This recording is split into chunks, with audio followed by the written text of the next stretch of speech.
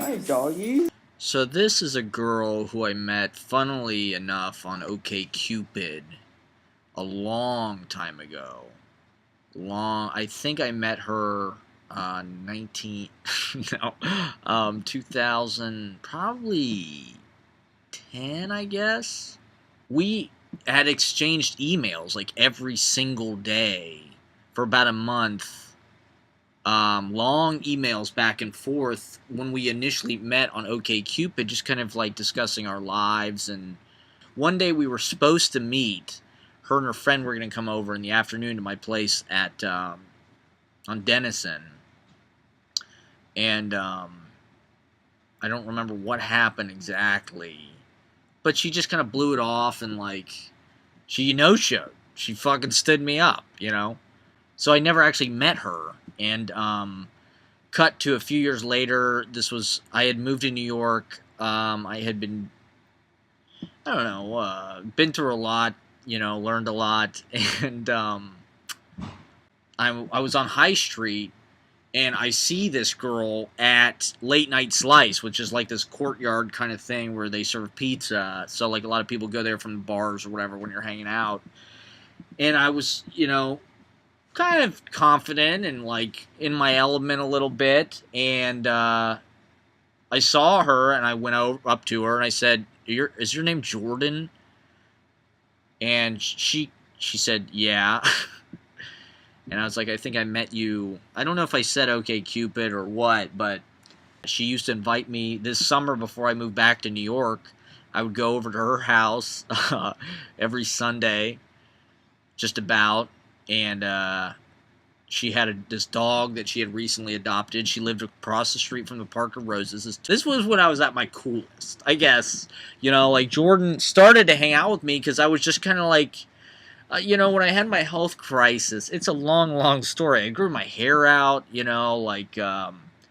I was experiencing an awakening of sorts, and I sort of curtailed it to move back to New York and sort of do whatever the fuck it is I'm doing here.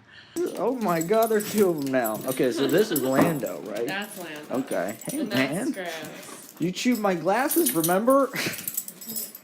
Literally these same Yeah, glasses. You can unbelievable. probably taste your teeth work.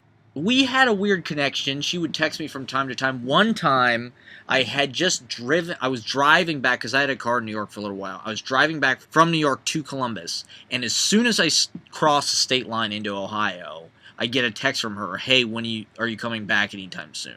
Like, literally, I had just stopped to get gas after crossing the state line. Hi, and who's this guy? This is That's Scribble. Scribble. But don't call him Scribbles, because Okay. I'll notice. Scribble. I got it. Be cool with That's that. cool. I think it's a great name. It's a good name. How'd you come up with that? I didn't. Oh. I was unsure of it. Really? Yeah. You didn't really like it? Scribble, that sounds bizarre. Okay, so people be like, what's... I hadn't really seen her in, 2.5 years, almost 3.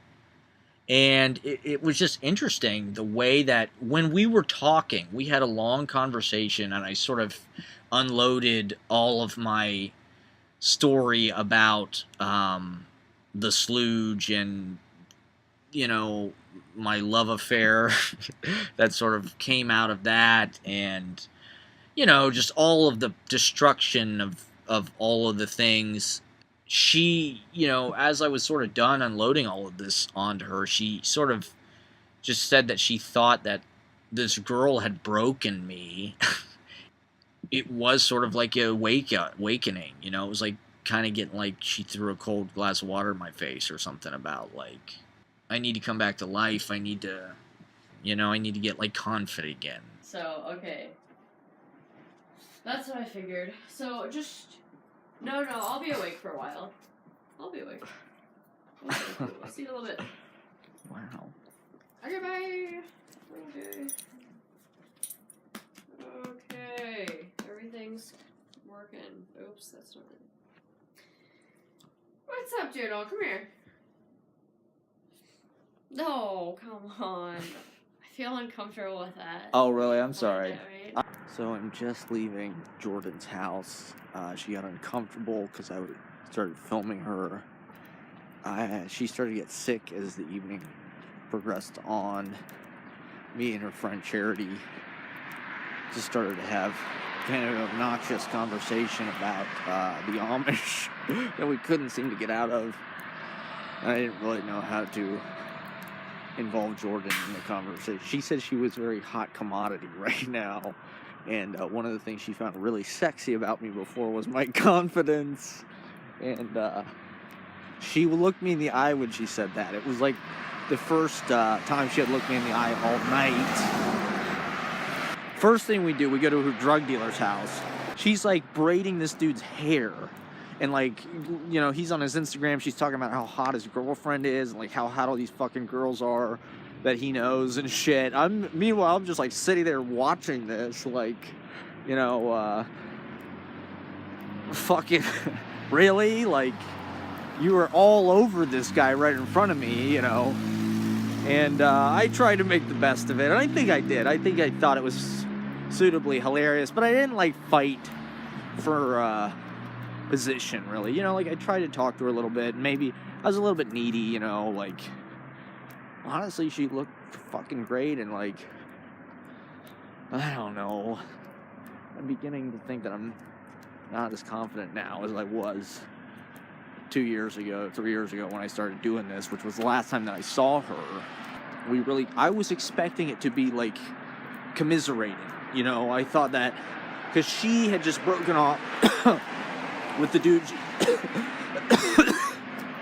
she was engaged to a couple months ago. But anyway, with this Charity girl, we had hung out a bunch of times a few years ago, getting super fucked up. I mean, these kids do acid like it's nothing on a Saturday night, you know. Ecstasy, they were talking about making a weed blueberry pie. We had already smoked a huge blunt. They were doing dabs in front of me, like, she had a vape pen. I'm pretty sure we did, like, the decathlon of weed smoke, you know. Like, we literally did it. We smoked it every single way. I've got a weed brownie in my pocket right now. There, you know, a few girls sort of had started to talk to me like I might be a prospective candidate to do a threesome with them. And I never actually was enough of a maneuverability genius that I was able to, like, make any of them happen. Fuck, I can't tell. But, you know, Jordan had suggested maybe we have sex with this girl.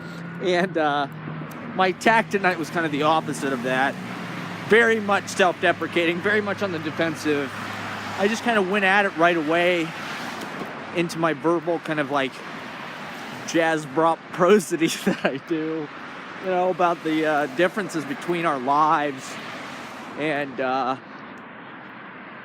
how she's progressed and maybe I haven't visibly. I mean, I think she's 28, she's a business owner, her apartment looks phenomenal, you know, like now she's like a woman. I mean, her apartment looked like a fucking Pier 1 Imports or something, you know.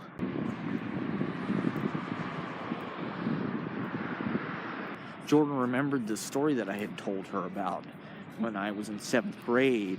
There were these super hot chicks that lived at the end of our cul-de-sac. And I was terrified of this fucking girl because she was fine as hell. I mean, I'm in this neurotic kid with a fucking typewriter up in my bedroom and a tape recorder watching pro wrestling and like just a total nerd. So these chicks are having a party, you know, like cool kids, like their boyfriends have cars and shit. So them and all their, like, hot-ass friends are out front of our house on a Saturday night. You know, there was never any girls anywhere near my mom's house on a Saturday night when I was a teenager. That's why I like going there, you know. And my mom gets hip to this and is just like, Matt, let's go. You're going to go talk to these girls, you know. And I'm like, absolutely not. Hell no. There's no way. And my brother actually went across the cul-de-sac and talked to them. I couldn't believe it. Because it was such a long walk, and I could see from my window. You know, my window was kind of perched in, like, the upper right of the house behind this tree, you know, like this really, you know, like, creeper, like. So my mom is, like, yelling up at me. The whole neighborhood can hear this sexual humiliation. She goes, Matt, let's go. You need to get out here and, like, talk to these girls and shit. I was like, no, get away. And so she goes over, she talks to them, she brings them to our house, and they're like calling to me from like downstairs. I'm in my room, like writing, working on my like buildings Roman, sitcom that I'm like doing with my tape recorder. And these girls are yelling up like, Matt, like these sexy teenage girls. And I'm like, oh shit.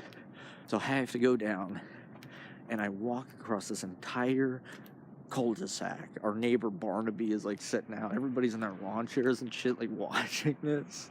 And I have to do this like long trail of tears, across the goddamn cul-de-sac to like talk to these girls.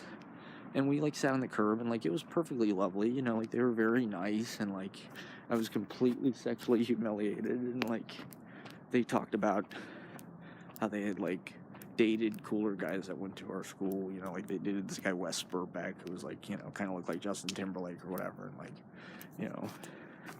girls kind of liked him. So like that's kind of the class they were in. They didn't want to date the weird, neurotic, narcissistic, self-obsessed fucking failed artist, And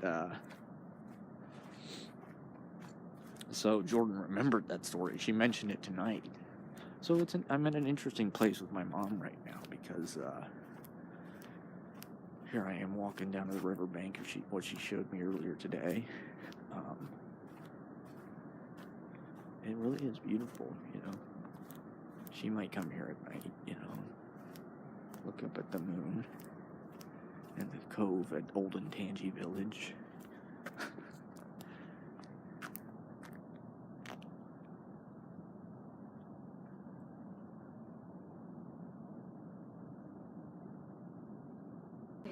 Yeah. Wow. Some So geese. tomorrow, you have to go that way to get on the path. Oh, okay. Yeah, and it goes down. Hi, baby duck. Aren't you cute? Look at this. Can you imagine? Yeah. As the elements every season changes. I think I'm going to Yeah. live here for a while. Yeah. No, can't really beat this. And there's a bridge that goes to the other side. Yeah. Oh, yeah, yeah. Yeah, I mean, This was the jar of honey Dave gave to my mom. Kind of a,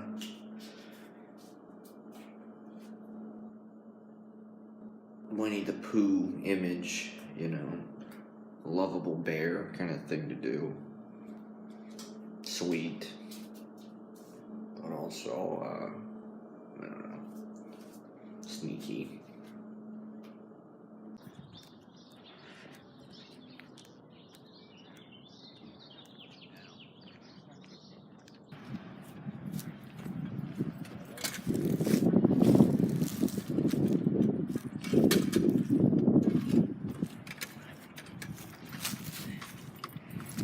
nice chair.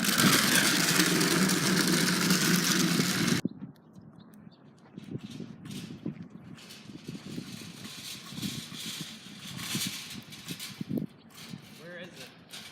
I think it's over by the pool. You think? It's basically melamine. It's just like shelving material, and we could cut it to size. Or and would just I be better off stick just it getting in. a unit? You need your music.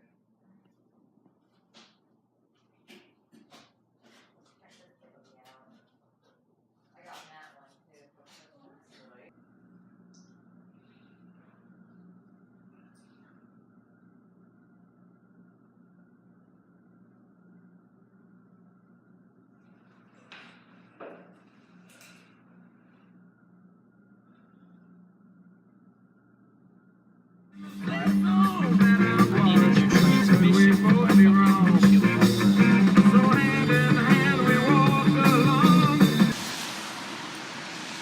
O'Reilly's Pub here.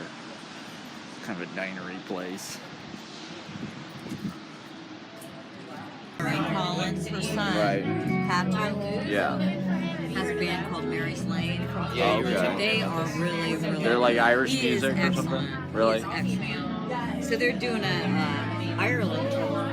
They're going to Ireland for 10 Oh, really? days. food, or are you just hanging out?